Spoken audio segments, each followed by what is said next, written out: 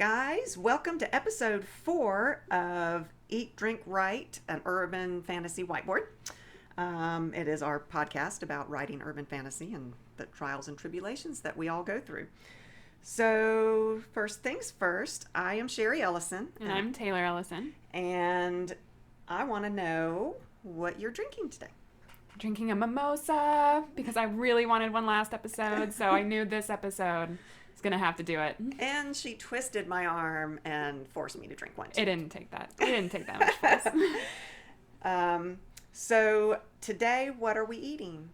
We're eating meats and cheese. Probably one of my favorite things in the world, so it'll probably happen more than once. Mine too. I love it. In fact, when we go to that seminar that we're talking about, we Oh, yeah. probably so do good. a podcast from there, and we will have a meat and cheese platter for sure. Definitely. How was your week this week? It was pretty good. I got a little bit of writing done. Wished I had done more, but, you know, you do what you can. I do work a full-time job outside of, 2 full-time jobs kind of, outside of writing. So, do what you can kind of thing, but it was good. This week was pretty good for me. I was supposed to be in what I usually call chaos court. It's when I have to go to court for all 11 of my judge divisions, and it usually is a nightmare, and they have a judge conference, so I had no court this week, so it was wonderful. So I actually feel really good about how I did this week. I did not write like I needed to. I keep saying I'm going to, and there's just way too many other things, and I've got to make it a priority. Yeah, for sure. Okay, so we're back on the character topic, and I think what we're going to talk about this time is getting to know your character. Yeah.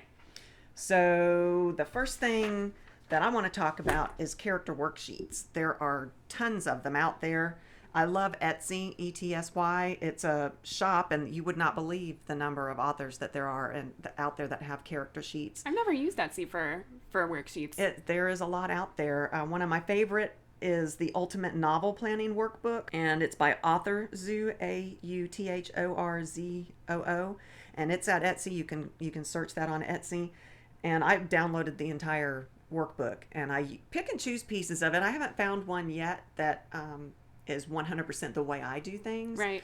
but it triggers my brain to start thinking about different ideas and different characters, and they ask questions to help me plan where I want to go. That's really cool. I like the format of like being asked a question, because if it just gives me, you know, what is your character's personality? I'm like, I don't know yet. I have no idea. But if you ask me questions, then I'm like, oh, I think about it a little bit more. So Yeah. I can kind of get an idea of where to go from there. And I like that it's an actual workbook, the one I use, where I am writing stuff down, because just because I wrote it down doesn't mean I can't change it. Right. But it kind of helps me form where my character is going, even if what I wrote down I don't like. Yeah. That then tells me what I don't like Yeah. and what I Yeah, don't that's want. true.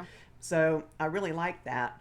I usually just end up Googling worksheets, and I found a few that are okay, but I've also found that I'm not a huge fan of doing worksheets for my characters. It feels impersonal, I guess. I prefer to do the scene writing with my characters. I like the worksheets because it's a starting point. It makes me think about things that I don't know. And you do have to know certain things about your character in order to write the scene properly, because how do you know how they're going to react other than the fact that when you write, your characters tend to react. But Right. if you're trying to at least organize your book to go in a specific direction, it helps when you have stuff written down so that you know when you come to that circumstance how they should react. Now, if they don't and they go off on their own tangent, then that may mean that you need to change your idea. Your character's trying to tell you something. Absolutely. I want to go back one more time. I talked about this last week. The fantasynamegenerators.com.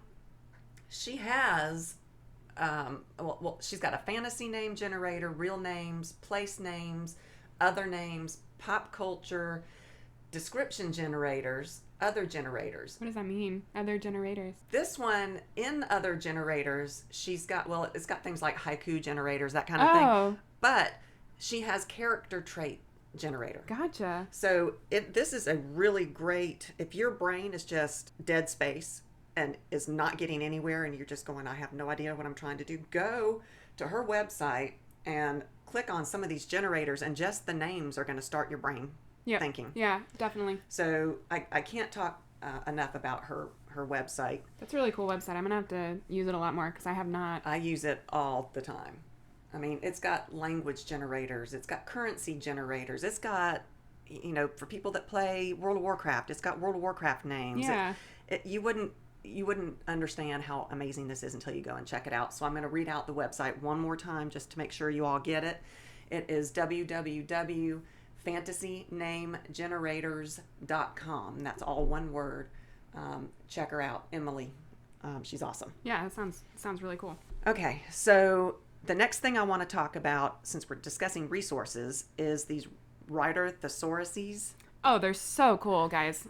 They are written by Angela Ackerman and Becca Puglisi. Yep. And I might think I know my character, but I'm not feeling it or whatever. Go and read some of the things. Just pick up the book, flip open to a page and read. You don't even have to follow their order in the book. Yeah. So to give you guys like an idea of the types of books, like what they mean by thesaurus is they have a negative trait thesaurus, an emotion thesaurus, an emotional wound thesaurus, a positive trait thesaurus. And basically you can just like open these books and inside them is like lists of, so for example, the emotion thesaurus, there are lists of emotions and it'll tell you, so for the emotion thesaurus, it'll tell you what kind of body language matches that emotion. Oh, that's awesome. Yeah, very cool. It'll also tell you things like, I know there's in the emotional wound thesaurus that I have, it'll tell you how a character is likely to react to a specific sort of trauma, which is incredibly useful for... And it prevents us from having to go on Google so that the police are monitoring us because we're Googling things like... Listen, we're way past that. Yeah, we've got a folder on I'm us on some somewhere. NSA list. It's surprised I haven't been arrested. It's fine. I'm pretty sure every writer probably has that issue. I think that's true. But these books are amazing, and I have gone out and gotten... I had a few of them, and then for Christmas, I got the rest of them, and Yeah. I want them to write more. They are brilliant. They are so good. I use them all the time when I'm writing, especially when I'm rewriting, because I'll go back and I'll look at, my character went through this. Am I having her react the correct way? And it's really useful. Especially when it's something that we haven't personally experienced. Some of our characters are very broken. Yeah. And in fact, I think those are the best characters, are the ones that are broken. I think they end up being more relatable because, they've gone through something. Everyone has gone through something. Whether you've specifically experienced it or not, doesn't necessarily matter, but you can still relate in a way that, to what they react to. Yeah. So I think they are very useful. What other resources do you use when you're developing your character? Yeah, so there is this really cool book. I think I actually stole it from my mother. It was written by David Moss, and that's... Yeah, I haven't been able to read it yet. Listen, I'm using it. It was written by David Moss, and it's actually like a 2-part book thing, and that's David Moss, M-A-A-S, and it's called Writing the Breakout Novel. And I think we first heard about this at the conference that we went to in Atlanta last year. I pitched to an agent who was taught by David Moss, and she recommended this book to anyone who is writing, whether you're a starter or an intermediate or even an advanced writer. You can get something from this book. Yeah, and I'll say it actually is incredibly helpful because what it does is basically you already have, or he's assuming that you have your first draft or you have an idea in your head, and he'll go through the different parts of a novel that will make it a quote-unquote breakout novel. So what goes into a bestseller novel, and he goes through those things. So things like personal stakes, if we're talking about character development, what are your character's personal stakes? What makes them invested in this plot? Why do they care about anything that you're writing them into? What does your character want most? And how do you decide this? And he kind of gives you questions, and there's a workbook that goes along with this book that you can write in and write down your ideas and kind of work out what your character is going for. See, I think that would have been really helpful when I was writing my freaking fairies, because Courtney, my oldest, your older sister, she seems to be our beta reader a lot. She read freaking fairies, and she's like, why does your main character care so much about these fairies? Right. And so I had to go back and edit so that it became clear what her interest was in this, why she had a stake in it. Right. So that is a great resource to use when you're thinking about writing your novel. Yeah, super, super helpful for for fleshing out your character, which we did talk about last week. But this resource it's great for it because it gets you down to what is your character's main positive traits, what is their weakest trait, what are their flaws, what are the opposite of those things, and write that into your novel. How can a character have, this one desire, but have a desire that directly conflicts that desire? And what does that do to the plot? A good thing to have that? I think so. I think it gives your character more depth. Okay. So say you want something, but there's something else that you want, and it means you can't have the first thing. That's going to give your character inner conflict. It's going to make your readers relate to them, because I feel like we've all probably had these dilemmas where it's like, oh, I want this, but I can't have it if I do this, but I want this too. So I think it makes your character more real, and it's pretty good. It makes me think of the Lona Andrews series with Kate Daniels. Kate Daniels, where she had things that she wanted, but she also wanted these other things that were in direct conflict. She had her father, and she wanted a family, and she had many conflicting emotions desires. in there, Yeah, so I would definitely recommend David Moss. I read this whole book. I've gone through the whole workbook, and I wrote down pretty much everything. Do you do this for every book that you write? I mean, you get this book out every time you're writing a new book, or do you just remember? I wrote a lot of the notes down in my notebook, so I kind of do things by notebook, and I'll go back and refer to that, and I'll think about what I've done with my characters in my first draft, and how I can make those stronger, because that's really what David is trying to do. Okay. Is trying to make your book stronger so that people will be more likely to keep turning the pages. So I think I will use it in every book that I write. I think he has some really good questions, and he has some really good points that'll help clarify what I'm going for. At what point do you use this book? Like throughout the writing of your novel, or do you sit down and do all this before you start? Definitely don't do it before I start. Okay. It asks a lot of specific questions, like pick a point in your novel, turn to a random page, pick a point, heighten the conflict in that part of your book. So it's basically to use in the editing phase. Yeah, so after you finish the first draft. Right. Yeah, okay, good. So super neat. I use it all the time, and it's great. It makes me think a lot about what I want out of my book and what I want out of my characters. And how to make it stronger and better. Right. I like that. Yeah, super cool. Yeah, So, at some point maybe I'll get to read it. yeah. Oh. Listen, it's mine now. No, but again, that's David Moss, Maas, writing the breakout novel, and there's a workbook that goes with it, and I highly recommend it. Google is also a great resource. I mean, Oh, yeah. there's just so much stuff out there. One of the things that I came across was, what type of characters are must-haves in a book? And I don't know that I agree with this. I think I may have said that before in the past. But so I found, what characters do you need? You need a sidekick. You need a villain. You need a love interest. You need a rival. You need a best friend. But you don't want to make it stereotypical. Now, Right. some of those things are outright comic book characters. you Right. know. Yeah. And there's a lot to be said for comic. I love Marvel. I mean, Oh, for sure. There are something to be said. Oh, and DC, I suppose I should throw out. I like DC Comic too. books. You like comic comic books books. in general. I don't know that I like the typical sidekick. It's got to be well done, so that it's not just humor. It's not just the comic relief. Right. I like it when the sidekick has opposing goals to the main character, so that even though the sidekick is there to help the main character and they're on the same team, so to speak, the sidekick might have a differing goal of their own, which they should. They're real Right. humans too. So I don't know. What do you think? Do you think that we must have all of these in a novel? I think characters can. I think it depends on how you define sidekick. So a sidekick doesn't necessarily have to be this character who is there just to help the main character. Like you said, you like to have them have opposing desires, which will create conflict in our novels. I mean, so Samwise Gamgee. Oh, well, Frodo wouldn't have gotten anywhere without Samwise. But I can't think of Samwise having a different goal. His whole goal was to help the main character. True. He really, he wanted to make the Shire safe and Right. the world safe. But his whole purpose Was to protect and help Frodo. was to help Frodo get to the end. And he expected to die doing it. Right.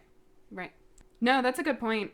But I think, I don't know, I'm not sure I like the term sidekick. I think characters are characters, and I think they are people. I think sidekick is comic book I language. think so.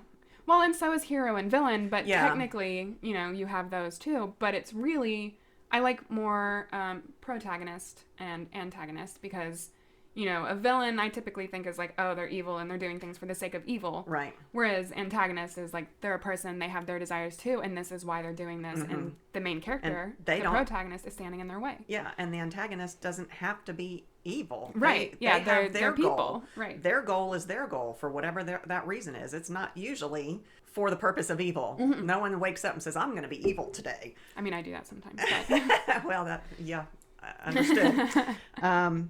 So I agree. Do you have a concept in your head as to how many characters there should be in a book? No, they kind of show up on their own. So I started the book that I'm working on right now. The main character works in a restaurant on River Street in Savannah, Georgia, and she outed magic. So the cops are all over her. So there are cops that watch her. So those had to be there. She has her best friend. Everybody has friends. I do think a best friend is needed because as humans, we all have best friends. Right. Everybody has someone that they can confide in. Right. And also, when stuff starts going crazy, those best friends are either going to help or hinder, and it can create some tension in your novel, which I think is necessary. I think you need characters that are going to introduce some conflict. So On that tension issue, I was another kind of leading from that. Do you have to have opposite or shadow characters? And this was something that was interesting to me. shadow characters. Yeah, kind of an opposite of what the other character is. Two opposites, like a protector and then a thug, Oh, okay. and a recluse and a socialite. Right, right. It talked about how those having characters that are that diverse and opposite creates tension, which it does. Right. So I think there is a place, and I like the term shadow characters as opposed to opposite because it doesn't have to necessarily be opposite. I agree. I think it's interesting having so you have your protagonist and then you have your antagonist, and I think in my opinion, I find it most interesting when they're actually alike, and they have the same kind of drive and they have this goal that they're after and they want it, and so that's what the whole plot is about. Except they conflict, and I think it makes for an interesting inner conflict with the main character because if they're so much alike, then it's gonna make your character think, "Oh, There's something wrong with could me. I do that too?" Yeah, Right. I'm evil too, so to speak. Right. So I think those are the most interesting ones to write to me. So I think I like the term shadow. Shadow. I do characters too. as well. And I don't think that every character in your book needs to have a shadow character. I agree. But I do think it makes things interesting. To have at least have. some. Yeah. Character needs. Character needs. That's right. This is another Google list that I've come across. Characters must have a goal, motivation, purpose, fears, flaws, history, interests, quirks, and desires. I agree with every single one of those things. And a lot of those things are just variations of the same thing, like goal and motivation, the goal and the purpose. All three of those things. So I feel like the goal and motivation actually are different. So the goal is something that you want. What's your motivation to getting what why you want? Right. Okay. And then purpose. I don't know about that one. Reason doesn't necessarily have to be the same thing as motivation, Right. because you could be motivated to do something. I don't know. Yeah. Very No, interesting. that's interesting to And, think about. Yeah, these things were all listed out as things your character must have. And I agree, there should be fears. We're all human. They need to be definitely. human. That we all have fears. We all have flaws. We all have history. Yep. And how to get those things out to the reader.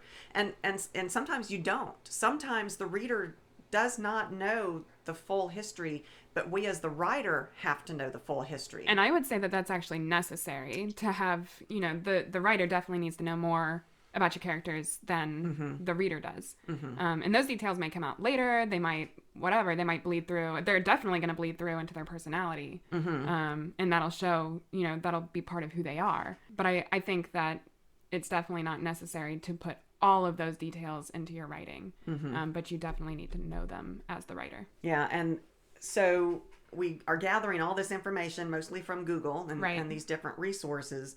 What do we do with it so that we don't become overwhelmed? Well, I think writers are inherently crazy. So, This is true. but Pinterest boards, we talked about that in the last episode. That's true. I use Pinterest boards like crazy, especially with the book that I'm writing right now. There's just so much that she can do with the magic that she has that I kind of need a place to put all of those how ideas. do you organize your boards? I mean, do you just have one board for each book, or do you have setting boards and character boards? What do you do? They're mostly character boards. No, I would say that it's a board for each book, because the work in progress that I have right now, I just have it titled with the main character's name, and then from that I can add everything to that board. So foxes are a big thing in that book, so I put lots of pictures of foxes. All in that one board. Yeah. I'm different. Oh, okay. I have separate Pinterest boards for settings, but I titled the board by the name of the book. So I know that when I'm looking at that board, that's a board that pertains to Frickin' Fairies. Right. So I'll have character looks and clothing. That's so interesting. I really like having, I think, one board for mine, because I can click on that one board and everything is in there, and I can just, and you know, I'm not looking for anything specific when I click in it, but I like to click in it and look at all those things, and it'll get me in the mood to write that book. See, sometimes I am looking for something specific. So in the second book of Frickin' Fairies, Dern Dragons, there is an underworld land that she gets pulled to, and everything is neon.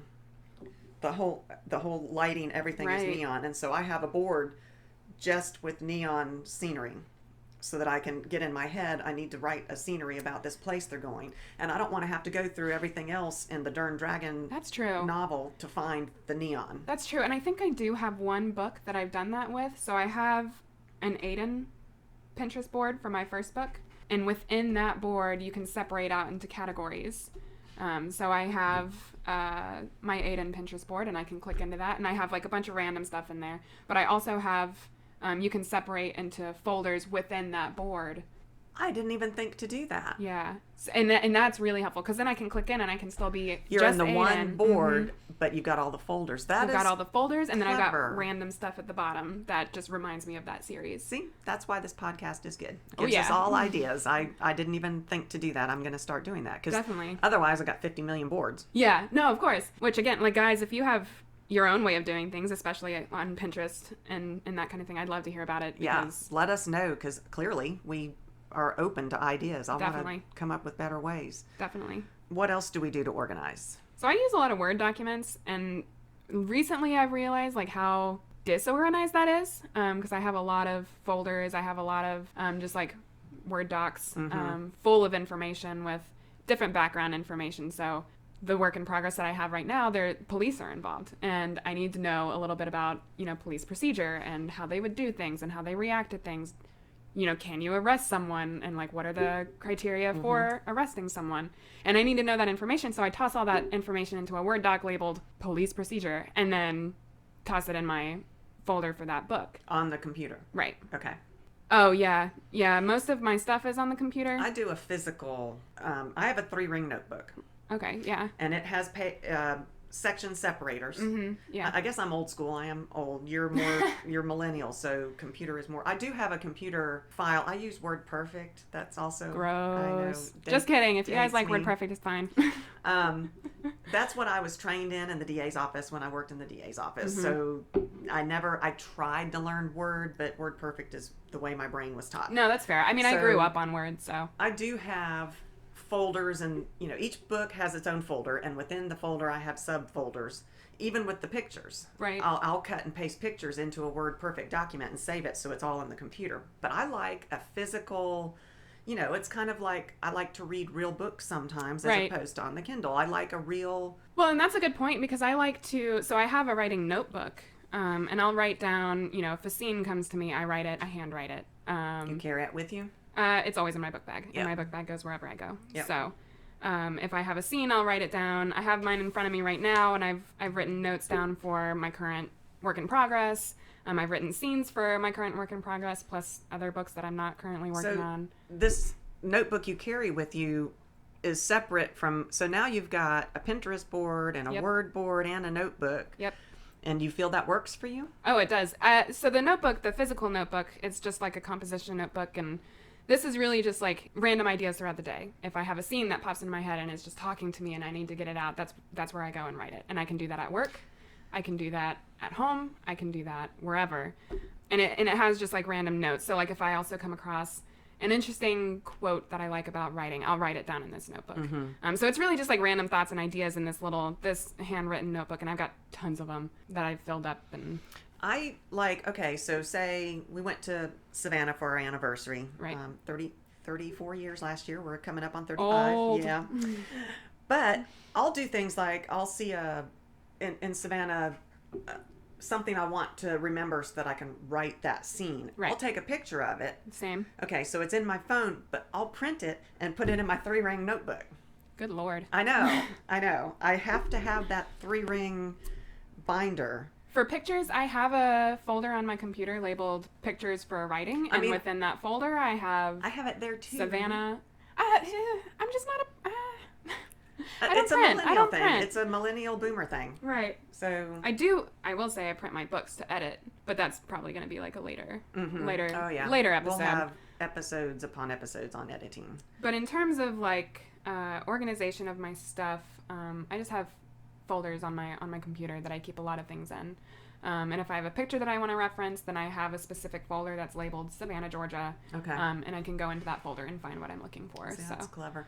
I like my 3-ring notebook. True. I take it with me. Sometimes I just leaf through it, like you were talking about, just going into your Pinterest boards and just looking, because it sparks things. It does. Like, yeah, this is what I was planning. Because like you, except for not in a notebook, I have it in my 3-ring.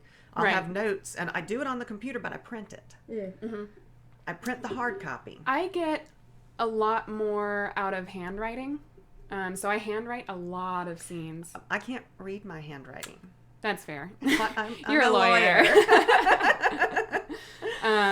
Yeah, no, it also sticks in my head more. I think it's something about, when I'm typing, it feels too fast to me. When I write it down, I get to think about it a little bit more. I'm opposite. When I'm writing it by hand, it's too slow. I can't get the thoughts that are going in my head. Interesting. But But I type fast enough. I mean, I'm a really fast typer. So as my brain is going, which my brain goes a mile a minute, right, it comes out fast enough for my fingers to keep up. Interesting. No, I like being forced to slow down.